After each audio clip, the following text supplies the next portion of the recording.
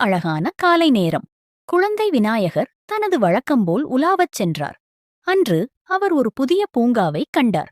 அதன் பெயர் இனிப்பு பூங்கா. பூங்காவின் வாசலில் வாசனை வந்து கொண்டிருந்தது. அவருக்கு ஆர்வம் ஏற்பட்டது. உள்ளே நுழையும்போதே பூங்கா முழுவதும் இனிப்புகள் இருந்தன. மரங்களில் ஜிலேபி காய்த்திருந்தன. புல்வெளியில் லட்டு மலர்கள் மலர்ந்திருந்தன. ஓடையில் பால் ஆறு ஓடிக்கொண்டிருந்தது. விநாயகருக்கு மகிழ்ச்சியாக இருந்தது. அவர் முதலில் ஜிலேபி மரத்தை அணுகினார். ஒரு ஜிலேபியை பறித்துத் தின்றார். ஆஹா, இது ரொம்ப ருசியாக இருக்கிறது என்று சொல்லி வாயில் ஊறலைத் துடைத்தார். பிறகு லட்டுப்பூக்களை தொட்டுப் பார்த்தார். அவை மிகவும் மென்மையாக இருந்தன. திடீரென்று ஒரு சாக்லேட் பந்து உருண்டு வந்தது. அது விநாயகரை பார்த்து, என்ன பிடிச்சுக் கொள்ள முடியுமா என்று கேட்டது. விநாயகர் சிரித்துக்கொண்டே அதைத் துரத்தினார்.